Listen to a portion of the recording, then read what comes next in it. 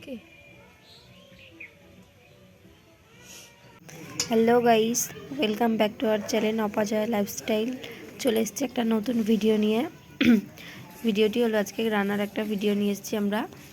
তো দেখো, আমি রান্নাটা করার জন্য এখানে কড়াইয়ে কাদা মাখিয়ে নিচ্ছি।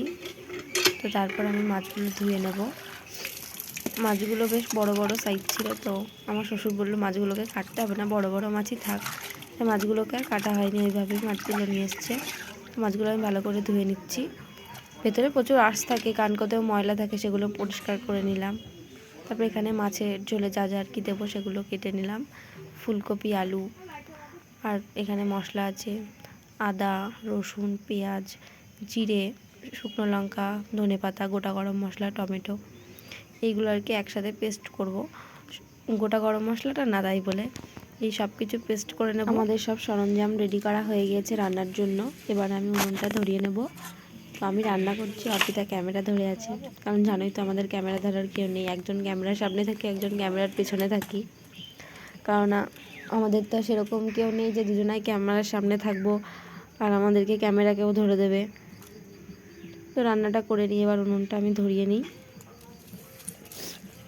উনুনটা দেখে আবার কেউ হেসো না, কারণ উনুন আমরা বানাতে পারি না, যেরকম পেরেছি সেরকম বানিয়েছি। আমাদের গ্যাসটা ফুরিয়ে গিয়েছে।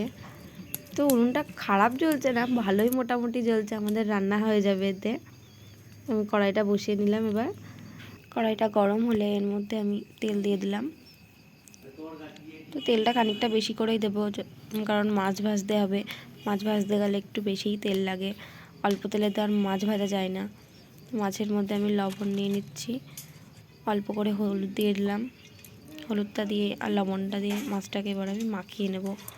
লবণ হলুদ দিয়ে মাছটা মাখানো হয়ে গেলে ওদিকে তেলটাও গরম হয়ে যাবে, দিয়ে মাছগুলো এবার ভেজে নেব আমি। তো মাছ ভাজতে ভাজতেই আবার ওদিকে আমার এক ননদ এসে বললো যে বৌদি ছাগলের বাচ্চা দিচ্ছে। আবার তাড়াতাড়ি করে আমি একটা মাছ ভাজতে ভাজতেই, মানে প্রথম পেটের মাছ ভাজতে ভাজতে আমি আবার উঠে চলে গেলাম। তারপরে অর্পিতা একা একা ক্যামেরা ধরে ভিডিও করছিল আর রান্না করছিল। তো কি করবে এখন, আমি তো আর আসতে পারছিলাম না।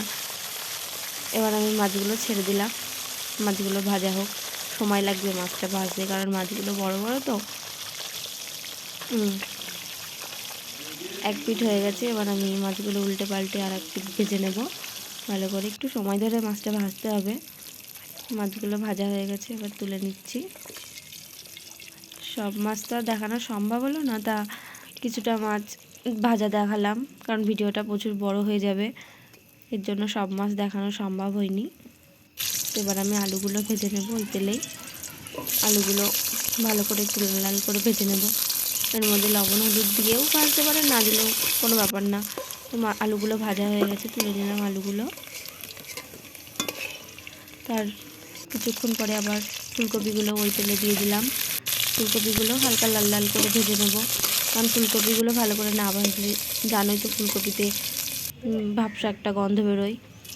এতে আমি তেলের ওপরে শুকনো লঙ্কা, তেজপাতা, গোটা গরম মশলা, পেঁয়াজ, এগুলো দিয়ে দেবো তেলের ওপরে। হালকা করে সব কিছু ভাজা ভাজা হয়ে গেলে ওর মধ্যে একটু জিরেও দিয়ে দিলাম। সব কিছু আবার ভালো মতো করে আমি একটু ভেজে নেব। ভাজার পরে হালকা একটু চিনি দিয়ে দিলাম। চিনিটা তেলের ওপরে দিলে ভালো হয়, আমি ভুলে গিয়েছিলাম, এর জন্য একটু পরে চিনিটা দিয়ে দিলাম। তারপরে আর কি যেসব মশলাগুলো মানে উপকরণগুলো তোমাদেরকে দেখিয়েছিলাম, ওইগুলো সব কিছু অর্পিতা পেস্ট করে এনে দিয়েছিলো, ওটা ঢেলে দিলাম। মশলাটা ভালো করে কষানোর পরে আমি লবণ দিয়ে দিলাম অল্প, হলুদ দিয়ে দিলাম অল্প। এগুলো দিয়ে মশলাটাকে আমি কষাতে থাকি। হালকা একটু জল দিয়ে দিলাম, তাতে একটু ধনেপাতাও দিয়ে দিলাম যাতে একটু টেস্ট হয়, কারণ রান্না তো কোনোদিনও করিনি ভালো মতো করে। আর আগে তো মাই রান্না করতো, বিয়ের পর তো এসে এখন আমাদেরকেই করতে হবে, জানি না কীরকম রান্না করি। তোমাদের যদি ভিডিওটা ভালো লাগে তাহলে নিশ্চয়ই তোমরা একটা করে লাইক করে দেবে, আর যদি ভালো না লাগে তাহলে আর লাইক করবে না, ঠিক আছে? যদি ভালো লাগে অবশ্যই একটা করে লাইক করে দিও। তরকারিতে চিনি দিলাম, কারণ চিনি দিলে কালারটাও সুন্দর হয় আর স্বাদটাও একটু ভালো হয়, এর জন্য তরকারিতে চিনি দেওয়া। তারপর মশলাটা কষানোর পরে ফুলকপি আর আলুটা দিয়ে আরেকটু কষিয়ে নিই। খুন্তিটা দেখেছো তো নাড়াচ্ছি কীরকম করে, সে এদিক ওদিক করে নাড়াচ্ছি, বেশ ভালোই নাড়াতে পারি আমি না। তো ঠিক আছে, যাই হোক, ফুলকপি আলুটা কষানো হয়ে গেছে, আর একটু কষাই নিই ভালো করে। কষিয়ে কষিয়ে একটু জলই দিয়ে দিলাম।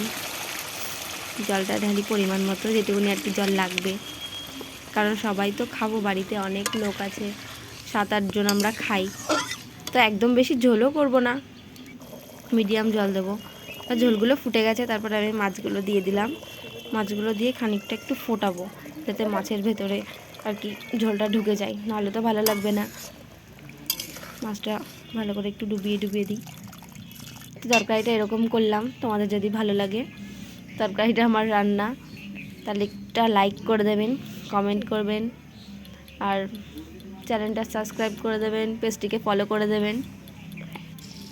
অর্পিতা, কেমন লাগলো এটা? সেই স্বাদ, এত স্বাদ কে, দারুণ। যদি ভিডিওটা ভালো লাগে, আমাকে